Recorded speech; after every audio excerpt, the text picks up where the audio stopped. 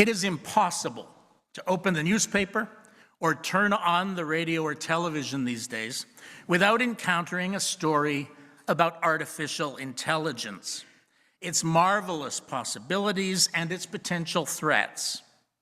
You've probably heard several such stories just this week. It's a daily occurrence, a media flavor du jour, and both technophiles and technophobes are in on the conversation. Of course, my reference to these media sources may seem quaint to those who glean everything they wish to know from TikTok, but it does reveal something about my own age, not to mention the age in which we live, my worldview, and my antiquated ways of acquiring news and information. I still write handwritten notes from time to time. In the spring of last year, I posted a story on social media about Iceland's efforts to persuade large tech companies to include small languages, such as Icelandic, or perhaps Cree, in the development of software, from voice recognition and translation applications all the way through the emerging field of artificial intelligence.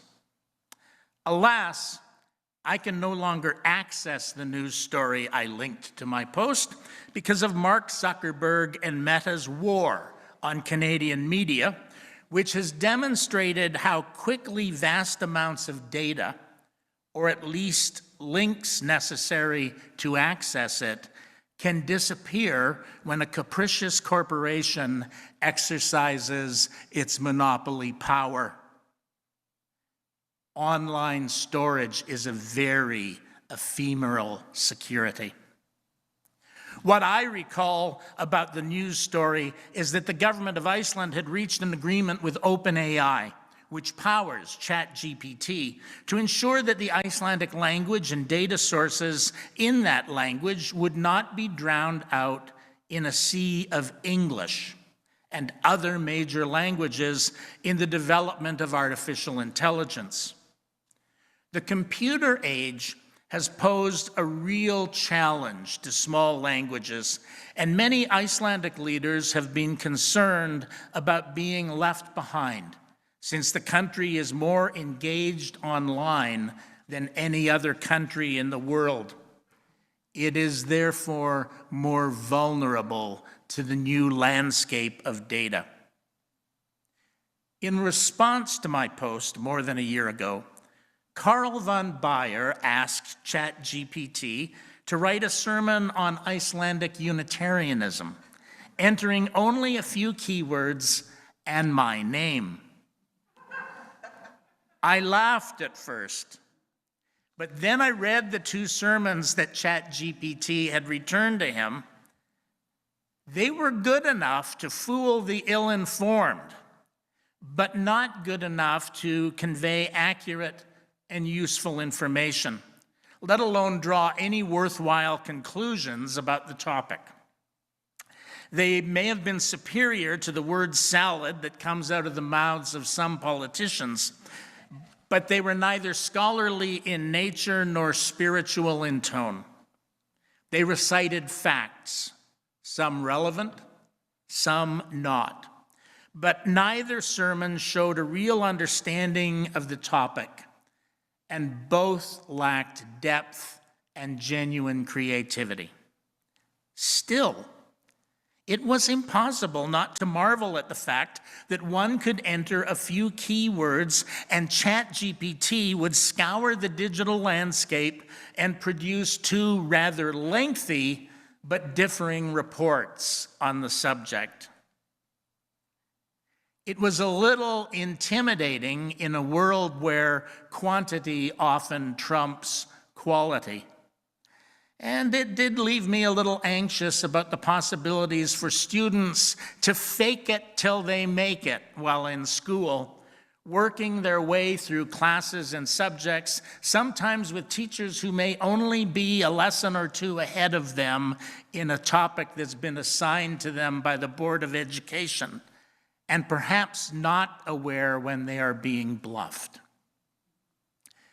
It's particularly a problem in terms of, well, esoteric subjects like the history of Icelandic Unitarianism, or for that matter, in a religious studies class, the history of Unitarian Universalism, which is not really a big field, I'm afraid to tell you.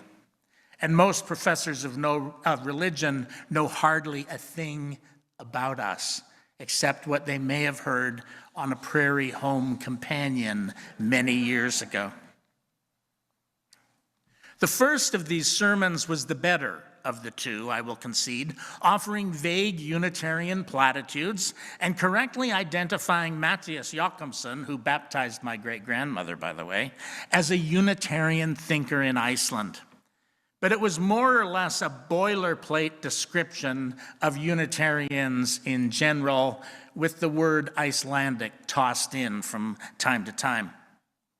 The second was filled with several historical and theological errors, linking the Danish theologian N.F.S. Grundtvig with Unitarians and overstating his influence in Iceland, which was a colony of Denmark at the time. And it also identified the minister and poet Jon Thorleifsson with the Unitarians. Now, I would be proud to claim Jon Thorleifsson, one of the great poets of Icelandic history, a source of the Renaissance in poetry 2 centuries ago. He translated Milton and Shakespeare into Icelandic, but he's never been considered even a forerunner of the Icelandic Unitarian movement that emerged in this city, let alone an adherent back in Iceland. Interesting linkages, but not good scholarship. It's hard to call it intelligence in any meaningful sense of the word. In fact, it's not even good intelligence if you're considering it from the point of view of geopolitics and the need to snoop on what other countries and people are doing in order to inform our own decisions. Moreover, the second sermon, generated by ChatGPT, reported the existence of a Unitarian congregation in Reykjavik, which simply does not exist, although there is a free church in the heart of the city, which owes its existence partly to Unitarians who returned from this congregation to Iceland after living here for a while. And there is a robust ethical humanist movement in Iceland, one that would make us blush here, that's been around for some 3 decades and claims the hearts and minds of a significant portion of the population. I was rather amused by the quaint opening words of both pieces. My dear brothers and sisters in the first, and my beloved congregation in the second. Sometimes I do feel like saying that, although there are some Sundays where I might just cut to the chase and start the sermon.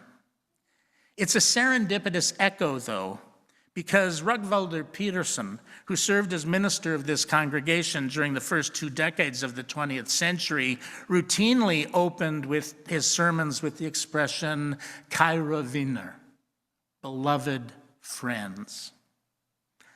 I've always liked that, and I've thought perhaps I should adopt it, particularly on the days when I don't necessarily feel like saying it out loud. However, I know that ChatGPT was not aware of this particular idiosyncrasy of a former minister of this congregation. And so I can only conclude that the opening to both sermons derived from something it had read in sermons from the Southern Baptist Convention or perhaps Pope Francis. What Carl's experiment revealed to me was AI's remarkable ability to pull together online data from a wide variety of sources and assemble it into a basic narrative in one place. But this can no more be called intelligence than the act of cutting and pasting information into a scrapbook. Intelligence is what happens after you engage in that activity. Or perhaps it comes upon you while you are sniffing the glue and sticking clippings very carefully into your scrapbook for safekeeping. Compiling information and intelligence are not the same thing, except in the most rudimentary sense. While what we call intelligence reveals the astonishing capacity of what we call artificial intelligence, reveals the astonishing capacity of modern computer technology to process information, I'm not persuaded that this capacity is properly called intelligence as we customarily use the word, at least not in any meaningful understanding of the term. Intelligence is more than the ability to manipulate data, even predictively. Among other considerations, human intelligence involves emotion, experience, discernment, and creativity, qualities that may be nurtured but not programmed. We really need a new term to describe AI, although I doubt that one will ever be coined, since AI long ago entered the lexicon. And let's face it, it's a great brand in a society driven by the marketplace. The challenge facing us at the moment is figuring out how to harness AI without sacrificing our humanity. Perhaps an even more important challenge is figuring out how to respond to the fruits of AI when they are used to manipulate our thinking as propaganda. Last week, I listened to a human resources expert on Radio Noon explaining how AI is now deployed to screen applications for employment, which, when I worked as a personnel officer, was a time-consuming endeavor that involved a lot of shuffling and reshuffling of paper, then disassembling files and shuffling it all over again as if you were playing cards. Today, when it's possible to apply for a job with the click of a button, the number of applicants for many positions has mushroomed, and the task of winnowing applicants down to a manageable few for the purpose of interviewing them has become a gargantuan task. But AI is also used to recruit potential applicants. Let me offer a case in point. Although I'm not in the job market, at least I don't think I am, last month LinkedIn sent me the following recommendation for an open position I might consider applying for. Assistant Deputy Minister for Corporate Services in the Manitoba Department of Transportation and Infrastructure. It sounds impressive, and I can only imagine that they have a supersized business card to fit the whole title on below your name. But it seemed like an odd recommendation to me. A senior position in culture and heritage, families, seniors, or advanced education? Perhaps, depending on the specific assignment. But transportation and infrastructure? Corporate affairs within that department? That's highly unlikely unless spies have been eavesdropping on my commute between home and church and just assumed I've learned something about transportation. Or heard me express my ill-conceived and crudely feelings about the state of transportation and infrastructure. Then I looked down and I noticed the skills that LinkedIn's algorithms determined to be relevant to the position. Biblical studies, church growth, plus 8 more according to the message. Now, perhaps this does explain the state of the roads if we are hiring people to oversee transportation whose primary credential is biblical studies. Because many of our roads are a near biblical train wreck, to mix metaphors. But I don't think that's what was really going on here. That's when it occurred to me how American-centric LinkedIn is, like most social media platforms, and how one of the real perils of AI is the unwholesome cultural homogeneity it's likely to encourage. The algorithm read the word minister, and because this word is not so used in American governance, it assumed it's a religious position. Of course, AI will undoubtedly learn this distinction over time and refine its predictions accordingly. That is, if it doesn't drive humans to change their behavior first. As it happens, the great mathematician and computer scientist Alan Turing was born on this day in 1912. And my decision to address the topic of artificial intelligence, having been arbitrarily contrived, is in part an homage to his pioneering contributions to this now indispensable fact of modern life, the computer. He established the basic concept of the algorithm, was instrumental in breaking the Nazi code during the Second World War, and imagined the possibility of artificial intelligence when the idea was still the stuff of science fiction.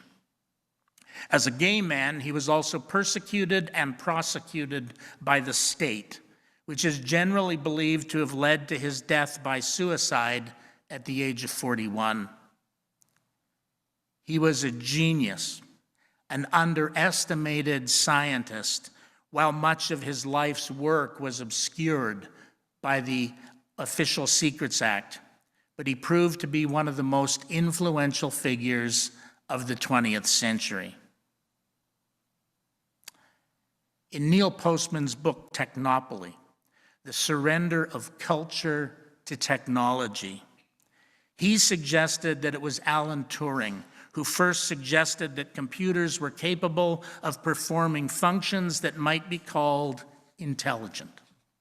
In 1936, Postman wrote, Alan Turing showed that it was possible to build a machine that would, for many practical purposes, behave like a problem-solving human being.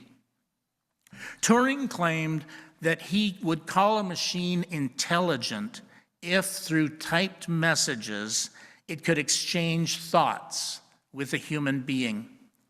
That is, hold up its end of a conversation. Before Alexa and Siri, there was Eliza, a computer program at MIT's Artificial Intelligence Library, which showed how easy it was to meet Turing's test for intelligence, according to Postman.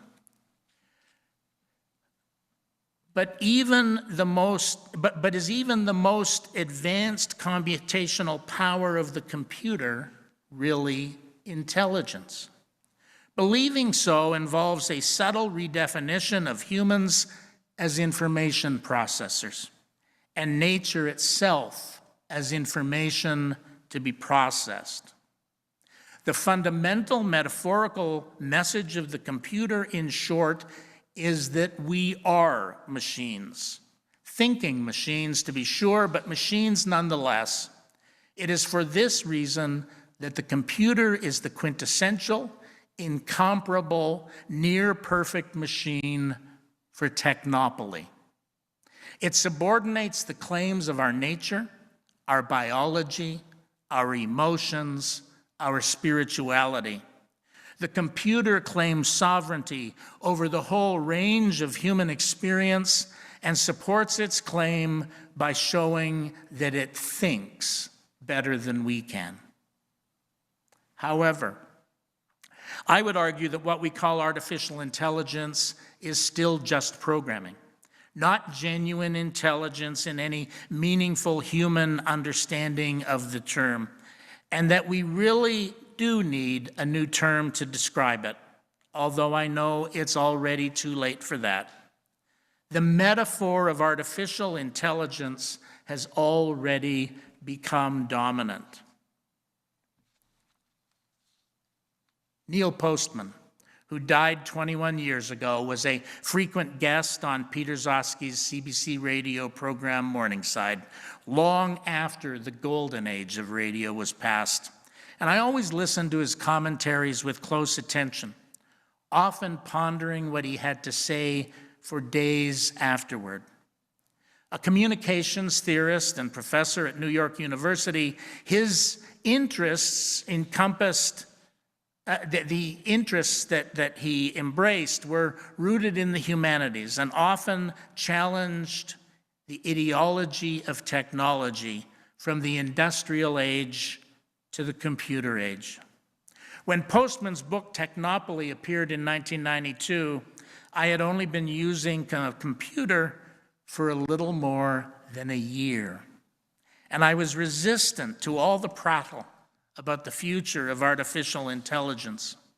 I was interested in his take on the promise of information technology, and his critique has stuck with me over the course of 3 decades. I'm still resistant, although I'm hardly a Luddite. I do use technology a lot. I love access to digitized information, from old parish records to recent ideas. I wear my phone like a glove, but I would give it all up if I needed to preserve my humanity. Because relations with people, the people around us, everyday activities like gardening and ironing, savoring a meal, are all far more important than whatever it is that the computer gives us. Postman coined the word technopoly to describe the technological monopoly that has seized control of our society and culture. Technopoly represents the submission of all forms of cultural life to the sovereignty of technique and technology. And as I already mentioned, it subordinates claims of our nature, our biology, our emotions, our spirituality. Instead of serving human needs and human interests, we all too often allow our technology to demand service from us. We know now that social media really is addictive, and the evidence for that is how much time I spend on it. Forget about your children and grandchildren. Think of yourselves when it comes to the addiction of social media. You may not be on TikTok, but that doesn't mean you're not vulnerable too. It is an addictive form of information covetousness that, while it can be helpful to us at times, can dominate our lives to the point of ruining them. Postman lamented that technology had increased the available supply of information, not all of it important, not most of it important, to the point where it strained our human capacity to deal with it, leading to a general breakdown in psychic tranquility and social purpose, which in turn disturbs our ability to find meaning, to remember, and to imagine reasonable futures. That is, to use our own creativity as human beings. In a sense, we have outsourced our memories to the computer, losing power to discern information from misinformation and even disinformation along the way. Not only have we outsourced our memories, but increasingly we outsource our thinking to the computer, as if any computer could ever think as well as we do.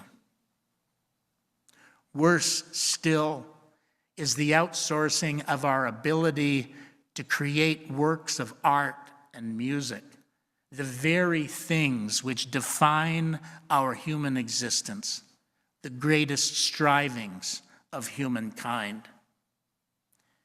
Human intelligence and creativity entail knowing what information to disregard, as well as what information to consider in making intelligent decisions.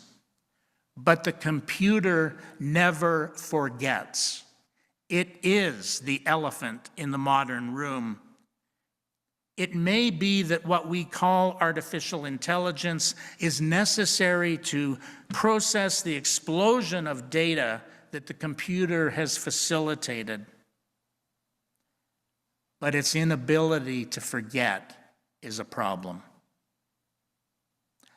All that said, like Neil Postman, I reject the ideology that humans are merely thinking machines, or that actual thinking machines display anything that can reasonably be called intelligence, let alone wisdom. I doubt that algorithms will ever surpass human creativity, even though many of us have willingly ceded our creative impulses and discernment to them. Our technology, including machines capable of processing vast amounts of data, can be immensely valuable, even marvelous. But this technology must always be subordinated to the claims of our nature, our biology, our emotions, and our spirituality. The computer is here to serve us. It's not the other way around. Please join him in hymn number 34, Though I May Speak with Bravest Fire.